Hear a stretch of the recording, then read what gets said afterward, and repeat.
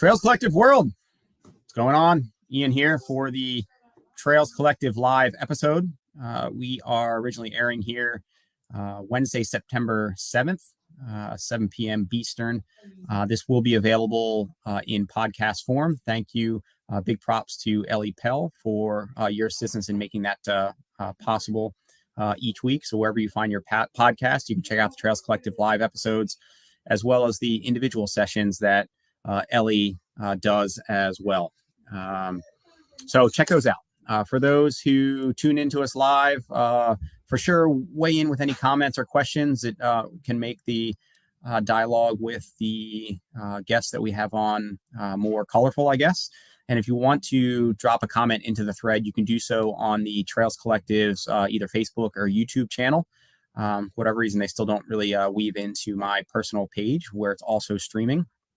And you can always drop a comment. Occasionally, we'll catch them, the comment, for instance, in Facebook or YouTube, and go in and respond later. So if you have any questions for the guests, feel free to drop them in, even if you're not watching it in real time or live. Thanks to all those who share anything the Trails Collective is doing on your own feeds. Thank you to those who submit, I guess, ideas or suggestions or reach out to us for events.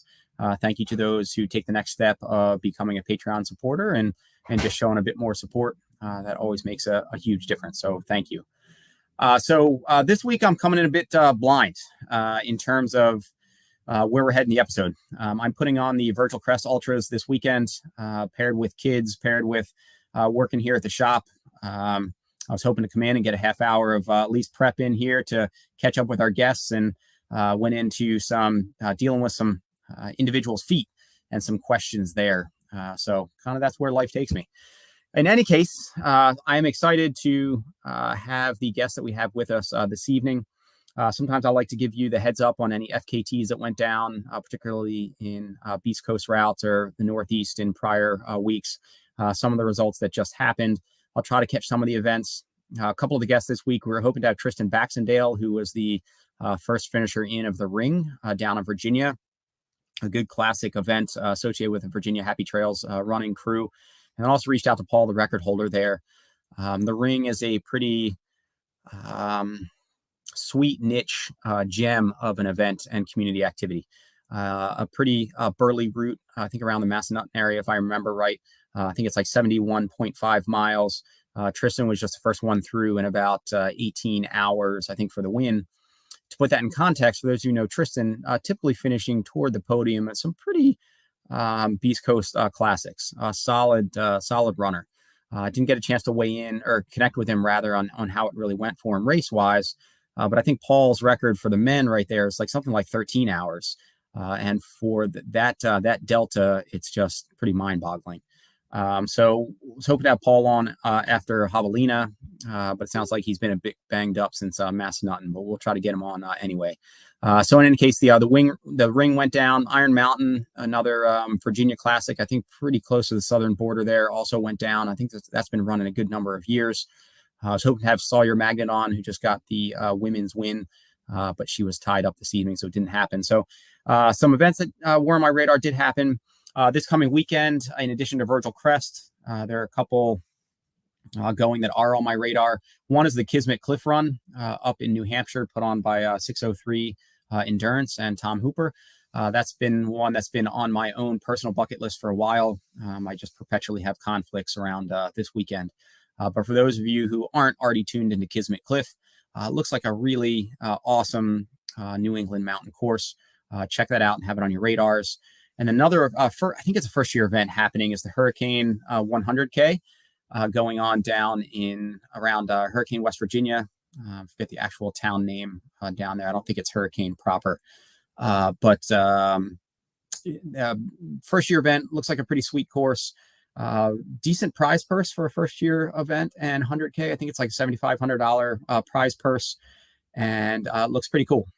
And they've got at least a few, I think, contenders for that top spot for the men. Caleb Bowen in that mix, for sure. One of them, not quite as deep on the women's field. Holly Ann Swan in that mix, who is a pretty incredible runner and quite fit at the moment. Even for her, probably the top, I would think, ranked female going into that. But it'll be interesting to see how that plays out. So I will check in on those next week and hopefully bring you some voices there.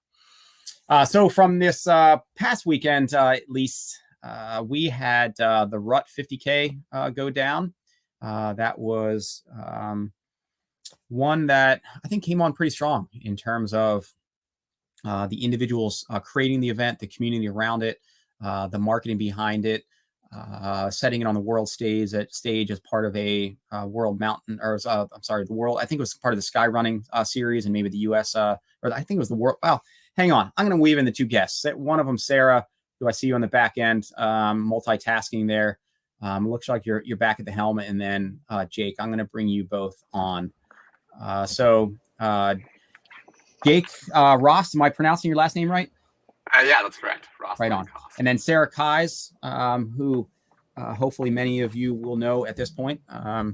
Incredible mountain runner, my co-RD for Whiteface Sky Races and then mountain races, and a coach and a new relatively kind of revamped coaching business. I think maybe we can plug right this past year or so.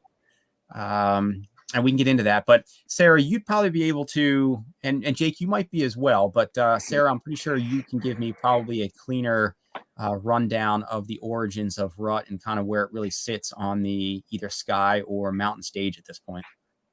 Yeah, so the Rut's, this was actually the 10th anniversary year of the Rut. That time flew. Yeah, it did actually. So, but I think they didn't count 2020 when the race didn't happen. So I think the first one was, well, 2013 I thought was the first one. So really maybe well, I guess, I don't know. Either way, they're calling it the 10th anniversary. And I think it started out, Mike Foote was working at Runner's Edge, or was good friends with Anders, who owns Runner's Edge in Montana. And they decided they wanted to put on an event at Big Sky. And I don't remember if that very first year, if it was part of the US Skyrunning series or not. But 2014, 15, 16, and then I'm getting a little foggy on if in 2017 the Skyrunning series was still a thing or not in the US. But for several years, it was super competitive. Kilian Jornet had the men's record on the 50K up until this year when that was broken. So that's a pretty big deal. And I actually did the 28K in 2015, I guess it was, as part of that US Skyrunning series. And, was very competitive field at that point too. And it still is. But I think, it overlaps with some other big events that happened, just recently, like UTMB. So, so there's a bit of a, people have to It's a busy calendar. It really is. So, but yeah, I think, and so currently it's a standalone event. It's not a part of a series at all, but it's probably one of the largest trail running events in the country. They got several thousand athletes for the weekend. So if you include the kids. Which is, pretty outstanding. There's like 5 different races. What's going on there? What's the rundown? Friday was the VK. Saturday they had the 28K. Sunday 50K, 11K, and Saturday was their kids run as well, the shorter race. And so they had, what I thought was really amazing was the number of female registrants that they had. When I didn't realize until I went to check up on some friends running, and there was almost they said it was 47% women's registrants compared to the men overall, overall. So that's awesome. And maybe we can dig into that here as a thread within this discussion too. So Sarah Keyes is coming to us from Saranac Lake, New York. It looks like you're doing some pretty sweet renovations in the background there. I like the hood and the trim when it's going to come. So it's looking eventually. Good. Yep. And Jake and Sarah by day, a nurse, also works as a bit at Fallen Arch in Lake Placid, and really just kind of a globetrotter. It seems like you're all over, kind of following the mountains, trails, community. I actually have a huge project coming up. I'll be headed to the Bhutan in the Himalaya to be part of the Snowman event next month. So really excited about that. This past weekend, I got to meet up with a bunch of people that are going to be there as well. So that was good to connect with them and kind of start brainstorming on, what gear we're going to bring and that sort of thing. So. And Jake, you are coming to us from Rhode Island. Did I catch that correctly? I'm you're in from New York? Rhode Island originally, but I live in New York City now. Yeah. Got it. And also some sort of medical orientation. What's your? Yeah, I'm in medical school right now, so also healthcare field. And so that's kind of a full plate for you at the moment. Where are you in med school? Where? I'm in my third year, so like clinical rotations. So you're kind of in the thick of it, so to speak.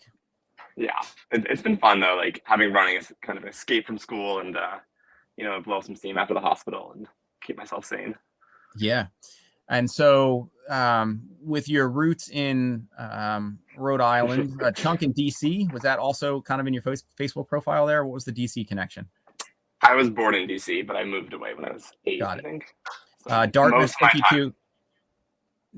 took you a little bit New England wise, but still a jump coming from, I mean, maybe you can choose to take the stairs in the hospital and elsewhere, but a jump from saturated in medicine in New York City. Not that you're not on, I mean, I guess you're on your feet a ton, but jumping to the rut in Montana. I mean, that's a good jump.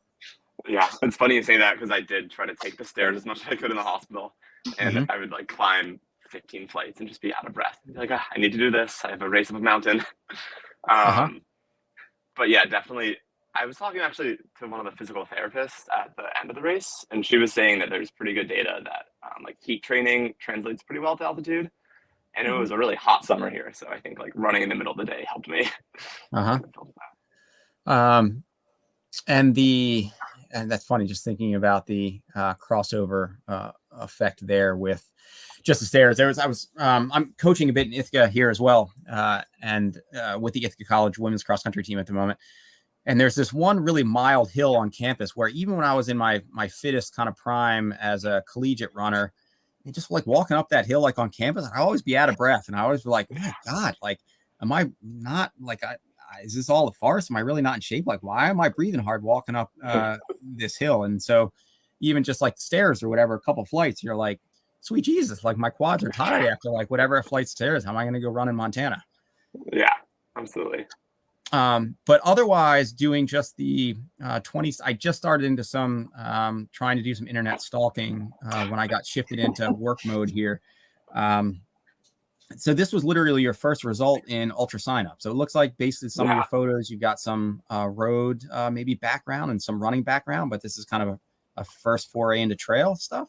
Yeah, this was my very first trail race, which was super exciting. I actually don't know how some of my friends found it, but a bunch of Dartmouth buddies found this race like 3 years ago in 2019. And they ran it. A few did the 50, a few did the 28K. And then I wasn't able to go that year because I was like interviewing for medical schools and my schedule was all up in the air. And then like with COVID and stuff, and we finally brought it back this year and got a group and went. So that was like my first real trail race, but I've like done a good amount of trail running when I was up in New Hampshire. A few like hemi loops and Prezi traverses. So I definitely like love being on the trails. So unless some of your prior Dartmouth friends, did you run at Dartmouth or you just did your own thing, kind of ran casually? Yeah, we just had like a club running group. A lot of them is called like Dirt, the Dartmouth Endurance Racing Team, which is funny because also dirt on the ground. That's good. Like that name. That worked. Yeah. And so for both of you being, sorry, go ahead. I was just gonna say that's where I like really got more into running, and then I've been mostly doing road races recently, and I'm trying to branch out. And so for both of you being the top, I think you're both the top Eastern finishers, men's and women's, in the 50K. Sarah, you were right third, I think, overall in the 50K. And Jake, you were not third, but I think pretty much everybody ahead of you was like Colorado, Montana. I think there was one other East Coast ahead of me, actually, in New York. You have to fact check me there. Galen, who if you're on here, fact check us. Check out those Rut 50K results and tell me if Jake was the first East Coast finisher. But you must have hammered your friends or teammates though, unless someone relocated to Montana and just beasts. Yeah, actually, one of them wasn't able to come. Terrence Hughes, which was a real bummer. He got stuck working shifts. But I beat his time from 2 years ago or 3 years. Well ago. done. Way to represent. Yeah. And so for your first one, I mean, that starts in terms of where you're now setting the bar for your trail running experience. I mean, going out to Sarah's point, literally one of the biggest trail events in the country, a lot of marketing, a lot of media, the founders, rich histories, and so know how to put on a really good event. And just a cool community space. Like, I don't know where you go from here. Yeah, absolutely. It was Yeah. really such a cool scene. I was so blown away by the community and how friendly everyone was. Like, just the base area was a party all weekend. It was awesome. And Sarah, it's got to feel that way for you. I mean, you know, a lot of the faces out there at this point from the time on trail, and it's got to just be a blast going and just hanging out. Yeah, it was a lot of fun. You know, I enjoyed seeing a lot of people that I hadn't seen in a little while, and that's the way I find trail running races usually are, you know, which is nice. And I recently came on as a North Face athlete, actually. So, congrats. Thank you. Yeah, Mhm. thanks. So that was kind of my first event wearing the colors, you know. So I was pretty psyched to end up on the podium, but yeah, it was great. It was a lot of They fun. were pretty psyched to have you end up on the podium then too. I think actually. so too. Yeah. And that's funny because I was trying to geek out on what shoes was Sarah wearing for that. Yeah. I was going to bring it up, but I couldn't quite make it out in the photo, or at least the colorway. Yep. So that's the North Face Infinite of the Vective series of shoes. So it worked great, actually. You know, coming from the Adirondacks, like we're used to super technical terrain here, and I hadn't had a chance to actually try that model specifically out in the high peaks yet here. So I was kind of just going for it, see how it went. But it's so dry and dusty there, but a lot of technical terrain and then a lot of hard packed running that I was pretty psyched to have a more cushioned option. And it felt fine, felt good. Yeah. Cool. That's great. And given some of the problems you've had with your feet historically, hopefully it ends up being a good match. Yeah. So, Jake, what's your background with? Because you ran a solid 50K. Sarah, your time was 6:45. 6:45, and then Jake, you were like 6:50s. Yeah, 6:54, I think. 6:54. Yeah, so not too far back. So what's your road background? Did you have like a fast like marathon comparably, or? Yeah, I've run like a 2:45 at New York last year, which was coming off an injury. I want to be able to do a little better than that, but I've been getting quicker as I get older, which has been fun. And then sort of I'm hoping to go fast at Chicago this year, and I really had no idea what to expect at this race. So I kind of went out, and that first climb set me back a little, but then it was a lot of downhills and pretty flat, and then at the bottom, and I was like, oh, this is stuff that I can do. It's not dissimilar to road running, so I felt strong there. And then like really the climbs shook me a good deal, and I think I went out way too fast as I usually do. I think I was in third till mile 15 or so. And then I just like slowly got past. I'm not sure where you passed me, Sarah, but I'm sure you did. Yeah, I found I was super limited by the altitude. I felt like which is probably a good thing. You know, I really couldn't push in the beginning. You know, as soon as we hit that first, even on the road, like the race starts out on a gradual climb on dirt road, and then you get onto single track and wind back down almost all the way back down to the base after like 1,000-foot climb. And I pretty much immediately was like, oh yeah, I do not have any like get up and go on this uphill. And I started like sweating pretty heavily, like immediately. And that's supposed to be like the coldest part of the day. So I was like, oh, this isn't great. And my heart rate was just like through the roof. So I was like, well, I guess I'm limited by what I can do. But then I do think it probably helped me overall because I felt pretty good, you know, after like 12 miles or so. I was like, I'm, you know, like jogging the flats and some of the uphills, like on Headwater Ridge and all that stuff. And I can hammer the downhill. So that's where I kind of made up most of my time. But yeah. And so, Jake, what do you think you potentially, in terms of how then your race shook out? You just said you took it out a little bit hard, which I guess taking it out around 3 or top 3, I guess that would qualify as maybe punching above your weight class in that field or whatever. So maybe a strategic mistake, but I was going to say, was there anything else that just felt off, that with Sarah being a pretty awesome coach here, that you've got her for like 5 minutes to be like, yeah, like this, clearly I didn't do this right. Usually I have to pay for your advice, but I'm going to ask you right now, like, what can I change based on your coaching experience and training? Yeah, I definitely fell behind on like electrolytes and fuel. I think I had a trip around like mile 16 or 17 on one of the downhills, and then my leg just totally cramped, and I was like, uh-oh, like this is bad. And I just didn't want to hurt myself, collected myself, really was just walking up hills and then living off of pickle juice shots at the aid stations. It was really like brought me back to life. And then I just like powered through that last climb.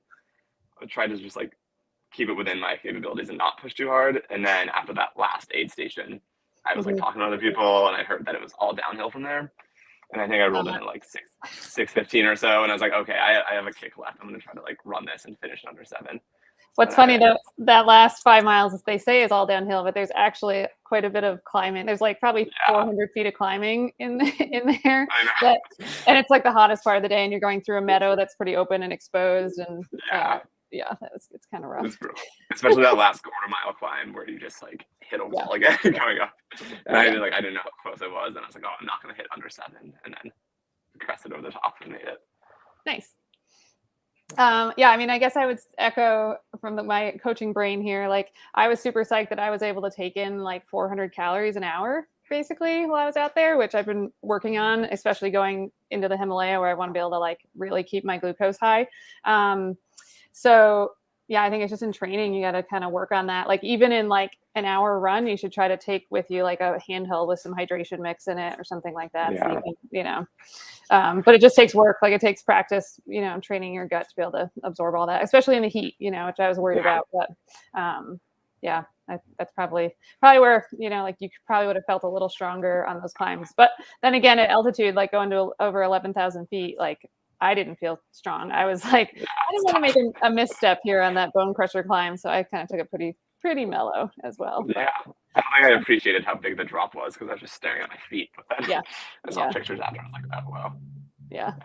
I did take one misstep at like going up that because I was trying to catch third place.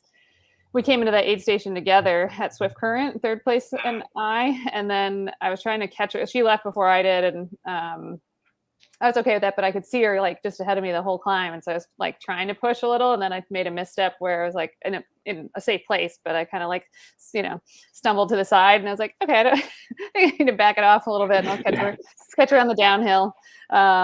Which, the downhill, when we say that, is like, Ian, it's like a bed of just shale and like rock that you're running down for like literally a mile. It's like in a good way, like it moves like there's one. No, not really. Like, there's a little bit of that, like enough that like it's sort of soft sand and like, but that was like, I don't know, hardly any of it. But it's also then so steep that you're like, you're just trying to stay upright pretty much. But and I kind of would like hit a rock and it would flip up and hit my ankle all the time. Yeah. Just like kicking myself. Yeah, for sure. Yeah, that chunky roll. Go ahead, sir. I was gonna say gaiters definitely were a good choice. I think for this race, if you're questioning it, I think gaiters is a 100% go-to. Yeah, I also had to stop and take my shoes off and empty the rocks. Right. So I will invest in that for the next one. Yeah. What were you taking? What was your 400 calorie source an hour, Sarah? So I use Tailwind. So I put 200 calories per soft flask. So that's actually pretty concentrated. Like I think they recommend like for 22 ounces, you do like that amount of calorie count. But I've been using it a long time, and so I'm used to it. And then in addition, so I was drinking those. And then in addition, I had Gel Hydrogel, which is like Power Bar Hydrogel, which is basically a liquid gel, which I find is really helpful in the heat as well, because you don't have to like really, my mouth immediately when I started running out there just gets so dry, right? Like I'm just like shriveled. So having anything that's just liquid really helps. So I was just doing those. And then eventually, I think after the second to last aid station, I switched to Coca-Cola and water. But I was still able to take in the gels too, which was good. So yeah, so for Jake going into Chicago, would you recommend a similar caloric load in kind of a road marathon like effort? Or well, I think with that time frame, not necessarily. Like, I think at a 6 to 7 hour effort where you're trying to push hard and you're at altitude and it's hot, it makes more sense to be able to take in that caloric load because you just need so much glucose. Where like if you're used to training for like a road marathon and it's a under 3 hour effort, I would say just 100 calories every half hour is probably enough. But you can play around with it, in training and like try 300 calories an hour and see if you are like, oh, I feel really strong. And like for me, it's more about being able to recover well as in addition. So like, in training, when I'm taking in that amount of calorie count, I want to be able to go out the next day and train just as hard, So like I have a long day in the mountains and the next day I want to do another long day in the mountains. If I'm not eating enough, I'm not gonna be able to do that. So I think with road marathoning, somewhat, so that you can train hard 2 days in a row, back-to-back days if you can. And I think one of the keys to that is getting enough calories in during. and after for recovery. Yeah. But And what a plug here, Sarah? What's your coaching entity for if people want to check it out? Or yeah, we're Eastern Mountain Endurance is our coaching company. Business. And there was a comment in here from Bradshaw. We watched Jake race. He did a fantastic job organizing the event. It was top shelf from beginning to end, an awesome event. And it seems like just the level of that game is so elevated. They've been kind of top tier from the get-go that it's cool to be able to take it in. And I guess there's been a lot of talk. I saw a bunch of plugs today, just UTMB being the focus of the past couple of weeks and just how incredible the coverage was there at UTMB as well. So it's interesting to see the level of the, not just production, but the media value heading north as well are really going up. So yeah, I think, especially the rep, I think it's a lot to do with the community around it. And like that running store specifically, like is well known like throughout the country, I think is like a specialty run store that's doing the right things for their community. And so like having those people like Adam Peterman's there working the event, he's not running, he's just there to like help out. And like I saw him all over the place. And so they have a slew of those types of, high caliber athletes who aren't necessarily like trying to race themselves. They're just there to like be part of the event or they're working the event. So that was kind of cool, I thought, and pretty unique. Does he work at the shop? He does. Yeah. Oh, he does. Yeah. Mm-hmm. Yeah. As a full-time gig or like part-time, he does something else and he just works there for the fun of it? I guess he's now running. I think he's there kind of part-time at this point, but that was the feeling I got. And then my other friend, Jeff Mogavero, have you met Jeff? I don't know Jeff. No.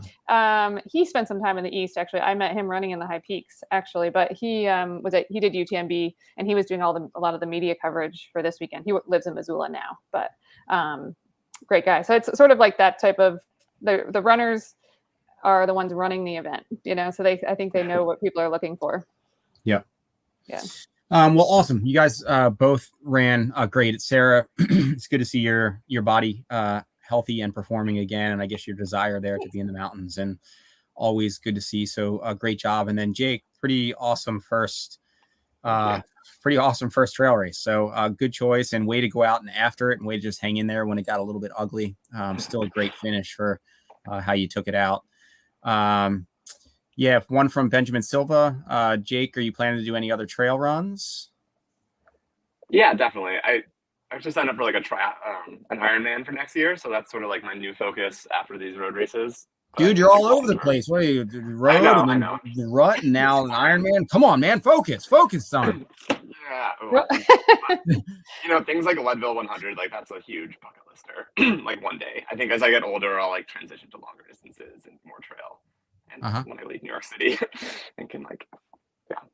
What's the Ironman you signed up for? Lake Placid. So I'll be up here. Yeah. Yeah. Cool.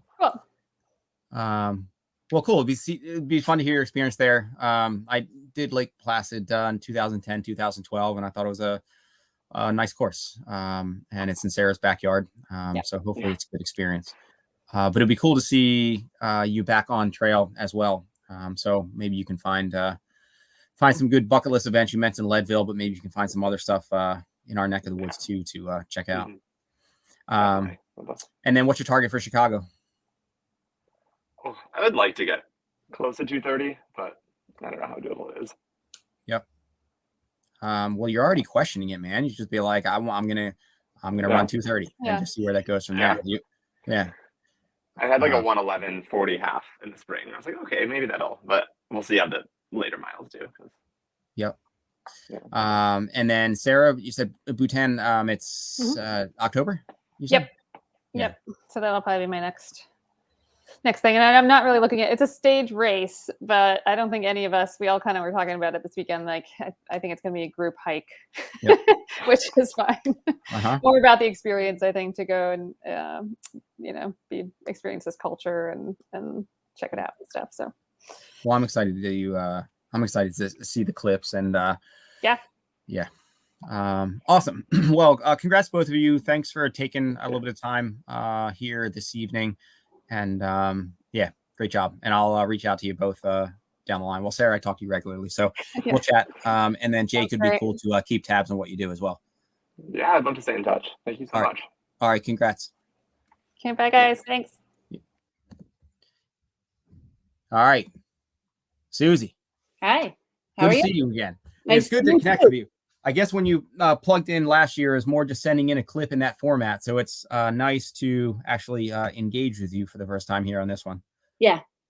Yeah, it's good to be here. Yeah, I think last time we just did a little video out on the trail right the day after the race, so Yep. we can actually chat about it. You had a pretty fantastic. You're always good. Your photos, maybe because I'm just seeing the posts where you're out doing something awesome or fun. But yeah, last year you had that amazing backdrop in the mountains, and then just catching your world photo that I put in the title card here. I'm always seeing you in amazing places, basically. Yeah, well, that I think the one you did in the title card was actually from Austria last year. Okay. Yes, but we were in Ireland this year. So Yeah, that definitely was not Ireland. yeah, no, definitely not. It was an up-down race this year, so a little bit different. Yeah, that's good. I mentioned earlier that I'm coming into this episode somewhat blind. The time that I thought I'd have to prep and dig in on all of you and see what was going on was just chewed up by work and prepping for a race this weekend. So I was hoping you'd lay out just where. Suzy, you're coming at us. I can't remember. Are you New Hampshire? Where are you based? Vermont. Okay. Mhm. Yeah. And you have had multiple U.S. mountain team inclusions at this point, right? I mean, you've been doing this a little while, and Yep, I started. I think my first mountain team was in '99 on the open team, and I did that '99, 2000, 2002, and then didn't really do much after that. But then have really gotten into going to the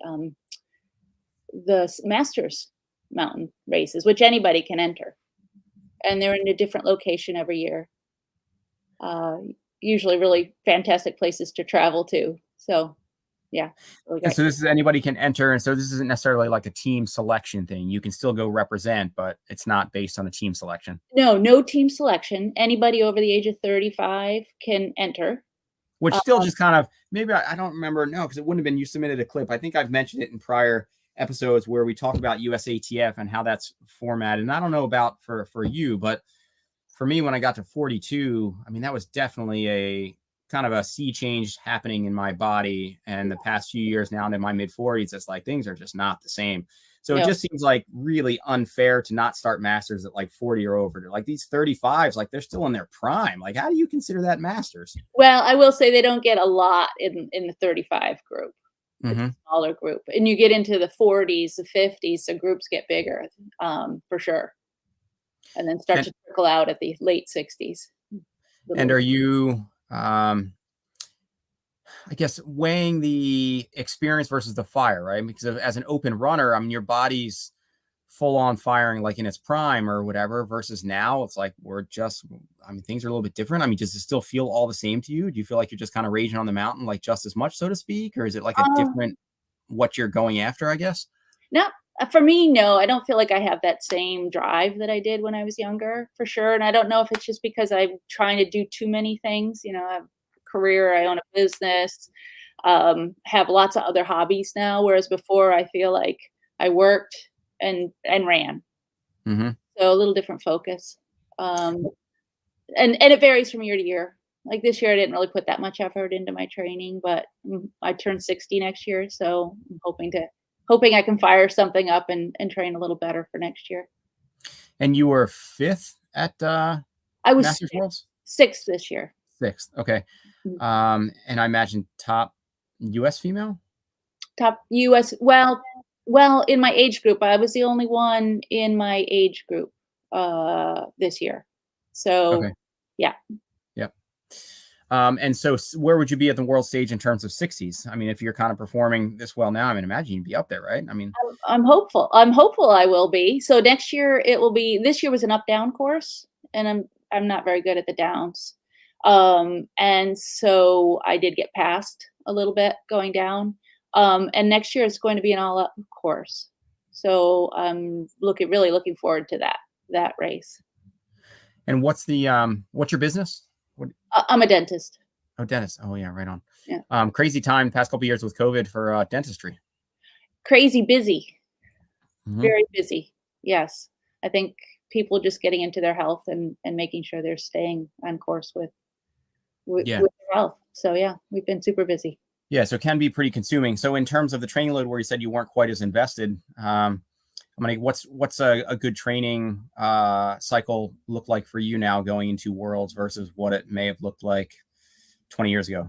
Well, now I try to do a track workout 1 time a week. I don't put in the mileage nearly as much as I used to. I'm more, I think, smart about my mileage. Try to make every workout count as opposed to doing junk mileage. It's really Mhm. easy to just go out and say, oh, I feel like running 2 hours when really an hour will do.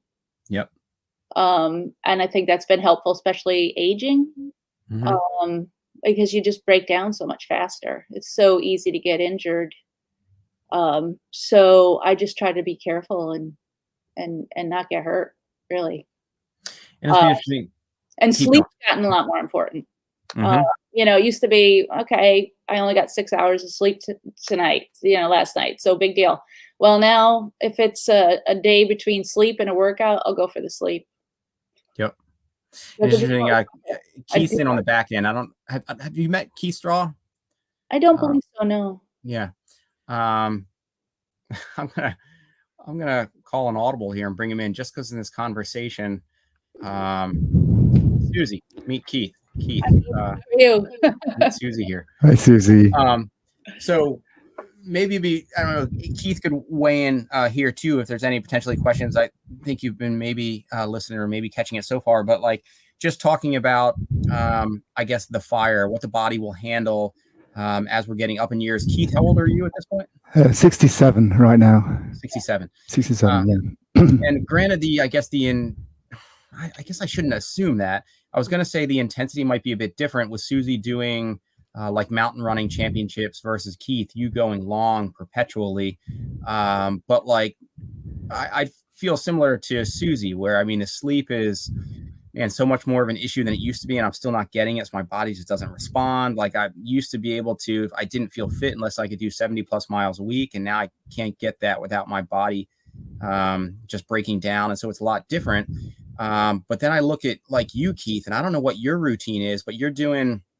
So Keith, we'll get into in this episode too, but just crossed his doing 500 marathons or ultras threshold, and so literally doing like a marathon or ultra like every weekend. It's got to be for the most part. Yeah, we're getting back there. We took a bit of a break during the silliness over the last couple of years, but we're now back to doing one a week.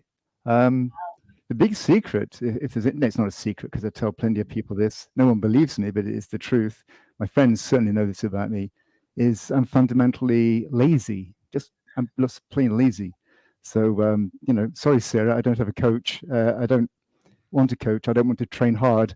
I don't want to do anything hard. So what I do is I just do stuff. I go out and have a bit of a run sometimes with friends, and I like events. I like events very much. I really like the camaraderie, because I don't like the actual running. I don't like running at all. And so being lazy and not liking running means that I don't get hurt. I mean, how can you get hurt if you don't like running and you're fundamentally lazy? But I love the camaraderie and the whole other side, the other stuff that is around running. Race directors especially, I've got great respect for, because without race directors, I wouldn't even bother running. I mean, why would I run if there's no one to actually time me or pin a medal on me at the end or say, well done, Keith? So being fundamentally lazy and not being addicted to running, in fact, not enjoying running, keeps me very healthy. In all sincerity, I am healthy because I never take my body to any stage where I'm close to breaking down.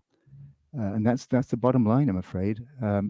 Which is kind of a crazy concept. And I see what you're saying. So comparatively speaking, so Suzy, right now, are you running like 3 or 4 days a week? What does it look like to just kind of cut out the junk and focus on the quality? I do run about 6 days a week, but not necessarily long days. I mean, I might go out for a 4-mile run. So you cut it back as opposed to getting into kind of the junk mile territory. Yes. You streamlined it, got in a core. So I imagine you're doing some sort of a single longer run. You're doing a track workout, and then just a few shorter days? Or are you getting a second workout in there? Yep, just to get out and get the heart rate up a little bit. Yeah. Yeah. And then comparative. And so what's a track workout for you? You got only favorites? What kind of quality are you doing?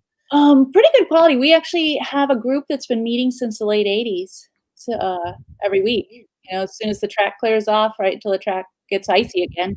And so we have someone that leads that workout, Hank Lang, who's triathlete coach and former triathlete himself. And he sets the workouts up. So do whatever he tells us to do. Which is good, especially if you're lazy like Keith and you're like, dude, I don't want to think about setting workouts, let alone do a workout. Just tell me what I'm going to do, and maybe I'll go out and do it, and especially in the social context.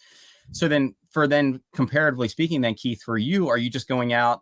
Are you running much during the week, or are you kind of I run a little bit with friends during the week. I've got some idiot friends that still go to work, and so they have to get up really early in the morning. And so I joined them. I'm retired, of course, now. I'm too dang old to work. So I joined them just for the social time. And then most of my all of my long miles, every one of my long miles is always in an event. So I don't do any long runs outside of marathons or ultras. So, I mean, this past week I don't think anything in the mornings, maybe 2 7-mile runs. And then I did the Hainsport 100 this weekend. So I got 100 miles in on Saturday. And that's how I do it. And that's just social time with good people. Vanessa Klein and John Swanson putting on a great event there at Hainsport. And they're the people that fuel me to keep on jogging around in circles. So I'd like to think that I probably inspire people that don't really like running, but can see the interesting places it leads without it actually hurting at all. I mean, I don't get injured. I mean, how can I get injured? And I guess hurting in that sense, but so for what Suzy's doing in terms of some of the shorter stuff and the intensity, greater, I feel like in my head, risk of injury. I mean, you're really calling on the muscles to kind of max out, more recruitment, leaving sore in some ways, maybe some like technical territory. I mean, Suzy, you've been doing it for so long that maybe it doesn't feel like that way anymore. Or have injuries been a thing for you, or is your body kind of mitigated the intensity pretty well? I feel like maybe because I'm doing less, I don't get injured quite so much, but definitely feel a little stiff this week. Probably related to travel more than anything. Yeah, enough that it didn't feel so great running this morning. I just got in last night pretty late and from Ireland, and today's run wasn't very pleasant. I was happy to cut it short. Maybe more of a Keith run. We should join up sometime, Suzy, and have a little gentle run together. Okay, sounds good. And so and then Keith, kind of but you're going so long. It's not like you're choosing. I mean, it's one thing for somebody, I think, to say that who's not necessarily has the slate of events that you have. Like, as I was thinking about it, like, I don't know, what is it like what degrees of Kevin Bacon? Was it 3 degrees, or I forget what was the 6? How many? 6. 6 degrees of 70. I feel like anybody I feel like at least stateside at this point, who's in the trail, let alone ultra community, I would assuming there's like closer to like a 3 or less degrees of separation between you, Keith. I mean, you've done so many events, and yes, you do maybe do some on repeat, but you've done so many events. But my point in talking about it isn't that it's more that it's not like you're choosing these like mild events, and maybe you're taking them at this kind of lazy, like, I don't know, maybe mild pace in some regards. But like, you're doing these hard things. You're doing like the Badwater 135, or you're doing like right in your background there, like these things that like people spend their lives and like fortunes trying to build up to that. And they're like these environmental conditions that will just crush people, let alone you're out there in your pink tutu out there in the middle of this, and just looking like the fittest 67-year-old like I've ever seen, like ever. And it's not like you're, the reason why I do some of the hard stuff, and I'll agree, Badwater's hard. But it's hot. It's really, it's danged hot. It's hot and dusty and hot. Did I say it's hot? It's hot. Some of the big adventures. I love the adventure. I love the camaraderie. I love the people. I hate the running. Don't get me wrong. I hate the running. So, but the great adventures, they're all in interesting places. So the only times I'll do hard stuff I was part of a big adventure. So, for Dude, example, stop that. You do No, hard stuff on a no, weekly basis. I You're don't. underselling No, what's no. just normal for you. For example, I'll only do Leadville, and for that matter, Wasatch, if I'm in the Grand Slam. In other words, there has to be a real sense of camaraderie built up over the 4 months, June, July, August, September, to even get me out there to Leadville or Utah to do Wasatch. Otherwise, you would not see me out there on those hard courses because, Leadville and Wasatch are hard. But I'll do them because they're in the Grand Slam, and so I've been lucky enough to get through 5 of them. The other part is live a long time and don't care about it. So if you live a long time, things just unfold without really trying. I will admit that being mortal is a great motivator.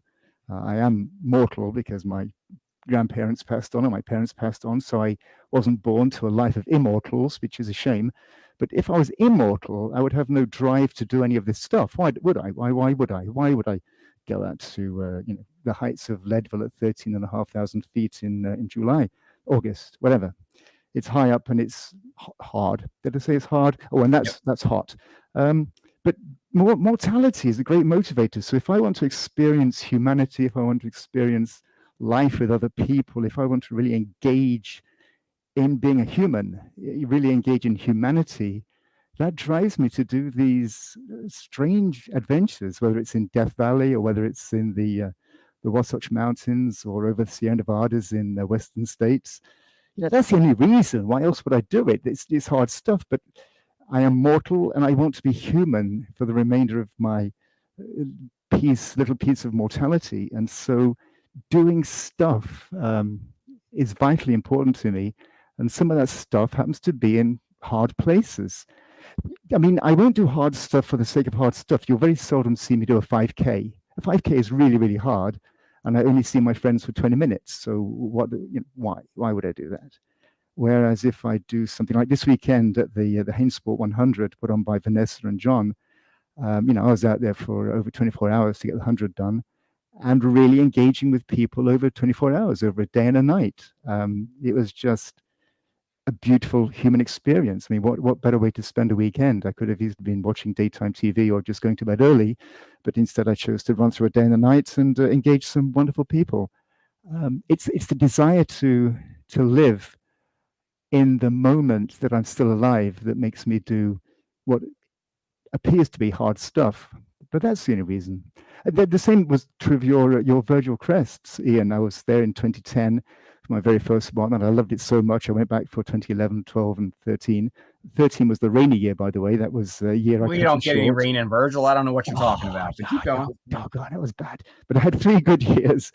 And there were such good adventures with you, Ian, and the rest of your team. Really just great adventures just up there in upstate New York. And by the way, your Virgil Crest Ultra is a hard race. That's not an easy journey. I think the fastest I ever did it was 29 hours and something. 29 hours. I got it written down. 29 hours and 48 minutes. It takes me a long time to do your damn 100 miler.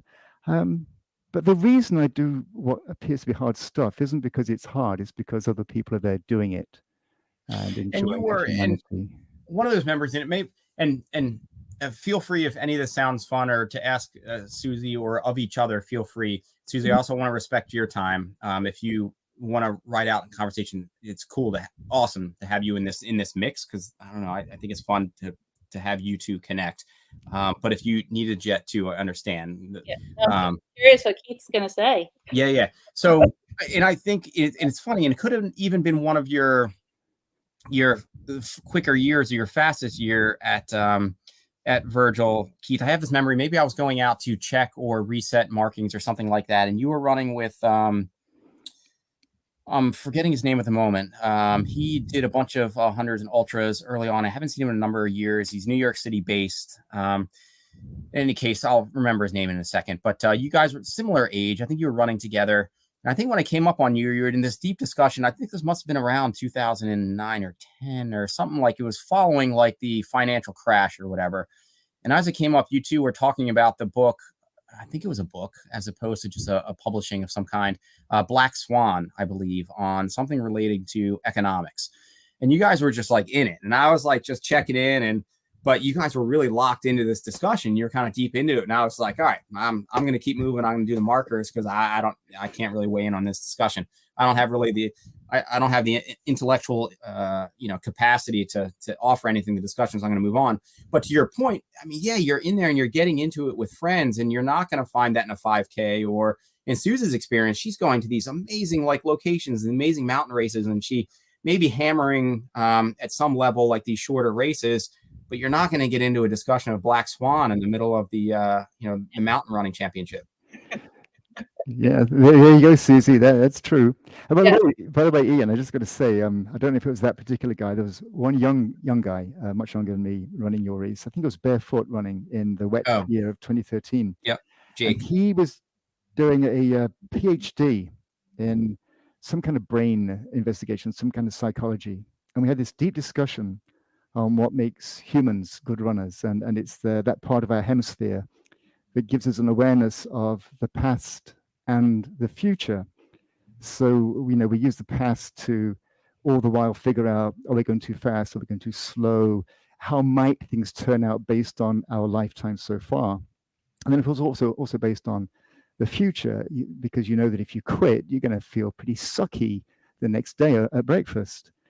And there's this whole discussion we had that really what makes us great animals, I use that word, above all the other animals, and this is why I love humanity and I love being a human, is that we forget we have that ability to tap into our past and an ability to project into the future to make us live in the greatness of the moment. And there's no other creature does that. I mean, you can see the joy and zest in a baby or a lamb. You can see the sort of the kind of wisdom of a big hunter like a lion, but they haven't got that awareness that makes them live in the moment like a human does. And that's what I love about humanity. And so this gentleman and I, we just had this wonderful, wonderful long conversation about where we can run because of our whichever hemisphere it is. I don't study brains, although you can almost see mine. But it's just a beautiful thing to be human. And that's, yeah, that was just one of those moments. That was on your trail, Ian. I think that was 2013 on the wet day that we were having that discussion. So how about that experience then for both of you? Like Suzy, you with the background on multiple U.S. mountain running teams in the physiological kind of prime years for mountain running, I guess, or for, I don't even know if that's the correct way to phrase that. But in terms of what we're capable of, in terms of, I don't know, energy or power output or whatever, you must still draw on a lot of that, even though you are mentally and physically in a different place, but you're drawing on a lot of that, I guess, experience or confidence or competitiveness. And like Keith, for you, it may be spun differently, but you've done so much. I mean, how do you both feel going in? Keith, you've done so many that you still have the same pre-event jitters or second guessing yourself or doubting yourself. It's like, wow, 100 miles. I don't know if I can run 100 miles or that's a long way. I mean, how does that go for each of you going into events and how does that play out? Do you want to go, Suzy?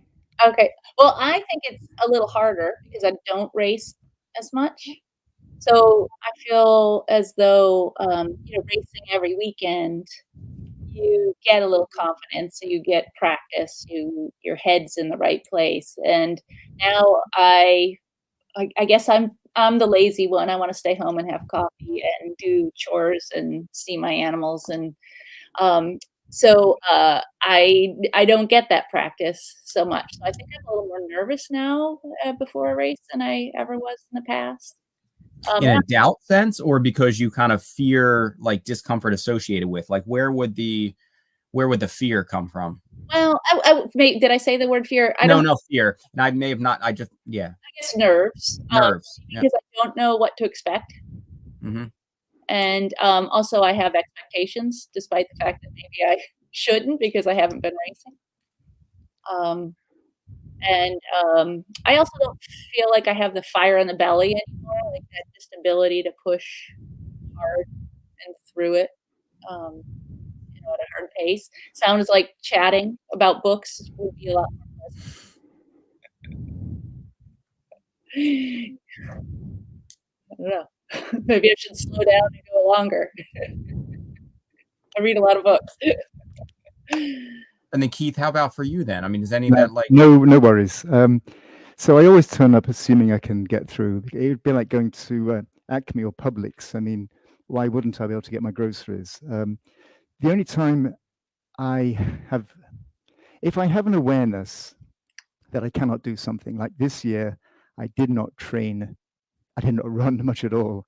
I certainly didn't run at altitude. And therefore, even though I was registered for Leadville, I didn't go. There's no way I could get through Leadville. I cannot run that 100 miles up Hope Pass and back in less than 30 hours if I'm not at the top of my game, if I'm not absolutely 100% healthy and fit. And this year, coming after a couple of strange years, I'm not 100% fit, or as fit as I could be. I can be fitter. And so I didn't even go to Leadville. So, hey, that was easy. Didn't go to Leadville.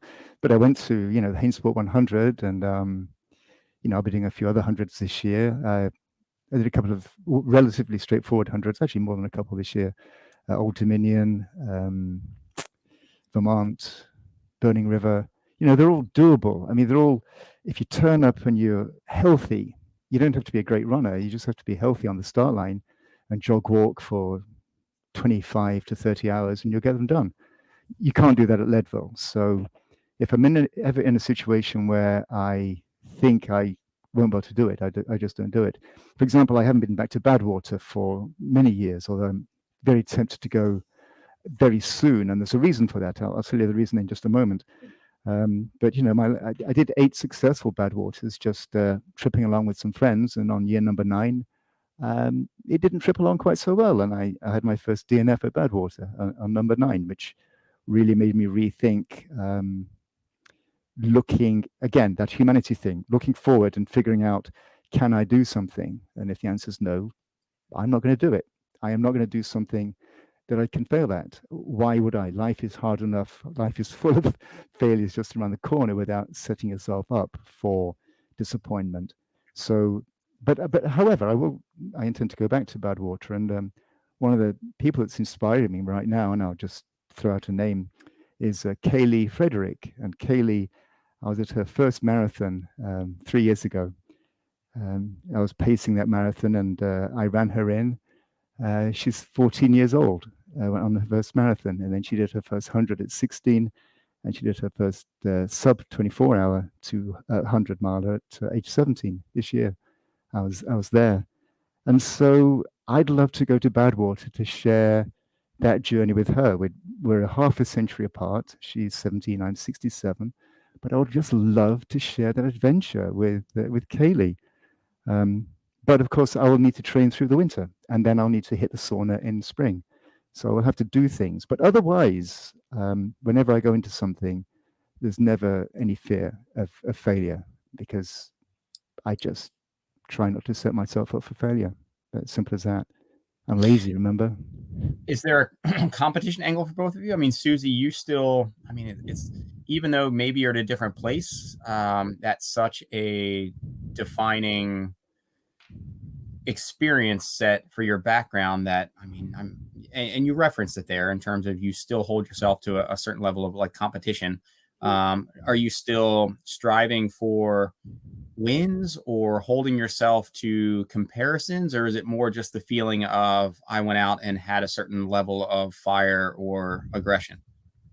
I think I do want to place well in my age category. I've definitely not been trying to place outside my age category too much, unless it's a really small little race. But, yeah, I set my expectations too. Mm-hmm. Yeah, I think that's really where I am. Yep. And how about for you, Keith? Are you hold yourself to certain like time goals, or is there a level of competition, or no? I don't have time goals, but I'd be lying if I said I wasn't competitive. You've only got to ask my friend Bundy Wist, and if we're on a training one together, I'll try and kick his ass, and he will try and kick my ass. So there's some friendly rivalry, and in an event, I enjoy not sucking. I will be honest. And until a few years ago, I enjoyed the occasional win of something. I think I probably peaked, to be honest, at age 61. I was really kind of good at this stuff at 61. The last 6 years have been a little not been quite as kind. But I'm not out of the game yet. I mean, I think of someone like Gene Dykes. Gene Dykes, who broke the world record in the marathon at age 70 with a 2 hour 53. And he's still doing astonishing things, 100 miles, 200 miles at age 73. So that's Gene Dykes.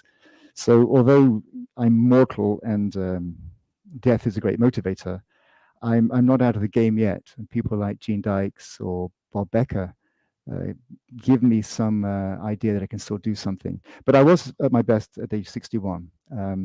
So at age 61, I did try and win. I tried to beat the field. Now, I hate to say it, but sometimes I'm content with just getting the age group thing, which I put that off for so long. I really wished I would never ever say I won my age group. I'm ashamed to say it, and occasionally I do pull that card. But I try not to. I really just try and be a human, a part of humanity, rather than give myself a pat on the back for being an old human. Anyone can do that. And how about for both of you the importance of other, just because I'm feeling it in my own body here, and I'm only mid-40s, so I'm a bit behind you guys, but in terms of how it's breaking down and how weaker I'm getting, are you guys both doing some level of strength work or other stuff that's woven in that maybe you didn't do prior, or that's not part of your routine? Well, that's where I get lazy. And maybe I think when I start feeling something come on, that's when I start picking up my strength work again and save myself. But, yeah, just not part of my regular routine. And how about for you, Keith? I mean, I'm different there. I am there. I do actually try now. As I say, my peak years were age 60. I'm now 6 years beyond that. At 61, 60, I could just run and be a very good runner, just a good runner, not a good old runner, but a good runner. Now, with age, I've discovered about myself, at least, that other kinds of training really makes me more resilient. And so I will spend, instead of going to the office each day, since I'm now retired, I'll go to my gym, Club La Maison here in Wayne, and I'll work out there. I'm a particular fan of a program called Les Mills Body Pump. I love moving weights around to music and then, again, enjoying the camaraderie of group exercise. And I think it won't make me a faster runner, but I think it will keep me healthy to be on the start line of many more runs for a bit longer. So I now do weight training, light weights, high reps, and I think it'll make me a more resilient human being, but it's not going to make me a better runner, sadly. It makes you look fantastic, though, when you're out there with well-oiled skin in the desert and wearing a tutu. I mean, you look like one of the fittest men alive. So, it's clearly, that was my question, is whether that's kind of all natural or whether you've had to both kind of do some sort of strength work to perpetuate kind of what you're doing. Well, I'm also kind of skinny. I don't, okay, I have 3 mantras to help me be a decent runner. And number 2 is to run, not number 1. Number 1 is a commitment to health. If you're not healthy, you won't even get to the start line. Or if you do be on the start line, you're not healthy, you're not going to have a good day. So rule number 1 is commitment to health, live healthily. Rule number 2 is run a little bit, because if you want to run, you got to run. And number 3, and this, we know this, I can tell on this podcast, we all know it, is to reduce the burden that you carry through this life. Be as light as possible. Just simply don't burden yourself. Every morning you get out of bed, don't put too much weight on those 2 feet, and live life light. It's as simple as that. And because of that, I guess I look kind of lean and somewhat muscular, but it's just because there's not a covering of layers of fats over my emaciated old body. So those 3 things: commitment to health, run a little bit, and be light, live light. And so what's still out there for goals for you guys? What, Suzy, what do you still have? Do you have any bucket list items that you've not gotten to yet? And then Keith, are you just in perpetual motion of doing a, I don't know, some awesome community race like every weekend from now until eternity? Or what do you two visualize for the next 10 years? What do you got bucket list wise? Well, I am working on schemo. That's my newest thing. Just kind of barely got started with it last year, and I hope to work on that this year. Really haven't done much alpine skiing recent decades, so I've got to work on that skill a little bit, more of a Nordic skier. So go into a different sport, but being outdoors in the wintertime, which I like to do. So Okay. For me, I would like to do another 2 Grand Slams.